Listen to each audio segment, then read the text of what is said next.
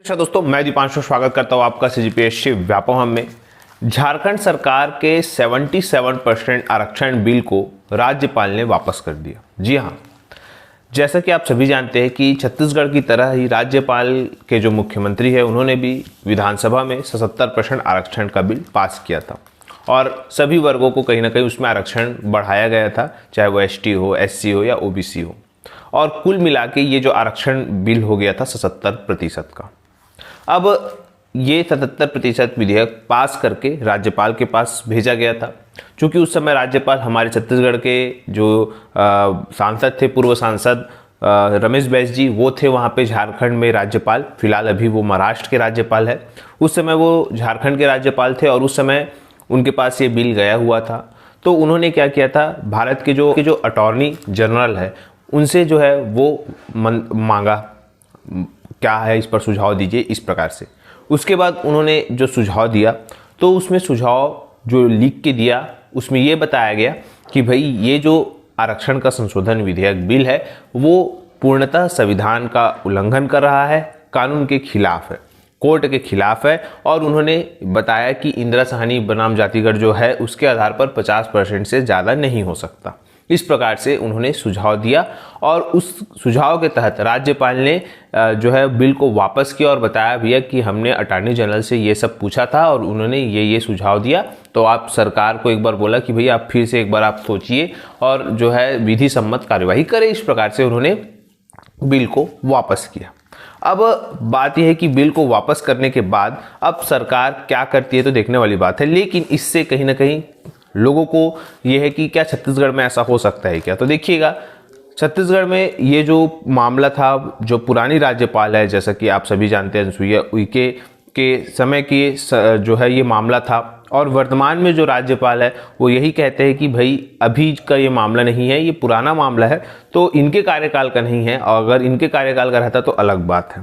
तो फिलहाल यहाँ पे ये देखने वाली बात है कि अगर छत्तीसगढ़ सरकार के राज्यपाल भी जो है यहाँ पे जो भेजेंगे केंद्र सरकार को, तो वहाँ से भी ऐसी ही जो है लगभग सुझाव जो है वो आ सकते हैं। उसके बाद सुझाव आने के बाद राज्य सरकार क्या करती है तो देखने वाली बात है। लेकिन कहीं ना कहीं आरक्षण पर एक जो नई राह दिख रही है कि जो इतना हल्ला हो रहा है कि राज्यपाल ऐसा कर रहे हैं, राज्यपाल वैसा कर रहे हैं, तो राज्यपाल ऐसा भी कर सकते हैं। लेकिन याद रखिएगा ये भी जो है वो टाइम टेकिंग रहेगा, क्योंकि देखिए उस समय राज्यपाल थे रमेश बैस और वो कब भेजे थे अटॉर्नी जनरल के पास, और उसके बाद अब कब सुझाव आया और तब जाके अभी बिल वापस हुआ। तो अगर यहाँ पे ऐसा मामला हुआ तो लगभग ऐसा करते कुराते आचार संहिता आ जाएगी। खैर ये तो बात अलग सी है। लेकिन इंपॉर्टेंट बात यह है कि जहाँ पे बेरोजगारों का भविष्य तो बर्बाद हो रहा है, साथ में 12वीं पढ़ के निकल रहे छात्रों का भी भविष्य बर्बाद ही हो रहा है। क्यों हो रहा है? क्योंकि देखिए आपकी स्क्रीन पे शो हो रहा होगा, छत्तीसगढ़ शासन के द्वारा जो विभाग है, एक जो हर साल प्री नर्सिंग परीक्षा, पोस्ट बेसिक नर्सिंग परीक्षा, बीएससी नर्सिंग परीक्षा, एमएससी नर्सिंग परीक्षा का पेपर का जो विभाग है वो तैयार करके क्या करता है, व्यापम को भेज देता है कि भैया हमको इस पे प्रवेश करवाना है तो आप परीक्षा लीजिए। तो इसी कड़ी में अगर हम बात करें तो ये जो कार्यालय है वहाँ से 3 बार व्यापम को परीक्षा कराने के लिए चिट्ठी लिखी गई। एक तो जनवरी में, दूसरा मार्च में और तीसरा अभी 18 अप्रैल को लिखा गया। लेकिन व्यापम कोई जवाब नहीं दे रहा है। कारण क्या है? बताया जा रहा है कि आरक्षण। लेकिन यहाँ पे कई जो संस्थाएं हैं को जो बोल सकते हैं इन सभी को जानते हैं, उनका यही कहना है कि परीक्षा कराने पर आरक्षण का कोई भी केस नहीं लगता। आप परीक्षा करा सकते हैं, जब सिलेक्शन की बात आती है तब वहाँ पे आरक्षण लगता है।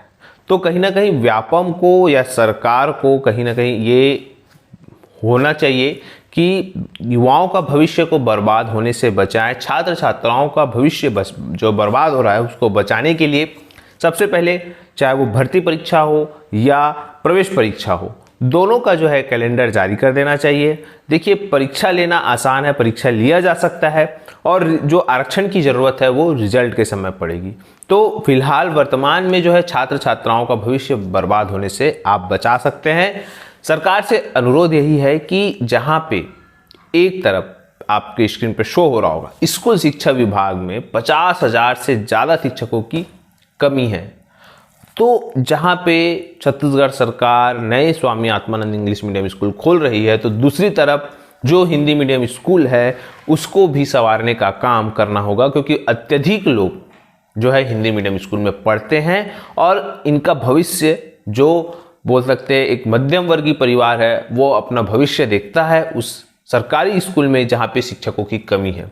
तो शिक्षकों की कमी को पूरा करने के लिए छत्तीसगढ़ सरकार को आगे आना होगा और जल्द से जल्द जो भी आरक्षण का मामला है वहाँ पे पूरा करना होगा। देखिएगा एक लाइन यहाँ पे लिखा भी हुआ है कि पिछले बार 50% आरक्षण पर भर्ती जो प्रवेश है वो दिया गया था, और यहाँ पे ये भी बताया गया है कि इस बार भी 50% आरक्षण पर जो प्रवेश है वो होने की संभावनाएं हैं। तो ये एक बहुत बड़ा लाइन लिखा हुआ है। क्यों? क्योंकि याद रखिएगा जो इंडियन काउंसिल है, इंडियन नर्सिंग काउंसिल, उन्होंने साफ कहा है कि 15 जून तक आपकी बीएससी नर्सिंग, एमएससी नर्सिंग और पोस्ट बीएससी नर्सिंग की परीक्षा हो जानी चाहिए। तो अभी तक व्यापम ने इस पर कुछ भी नहीं किया है और कहीं ना कहीं ये पूरा का पूरा आरक्षण पर फंसता नजर आ रहा है, और जहाँ पे सरकार को त्वरित निर्णय लेने की ज़रूरत है।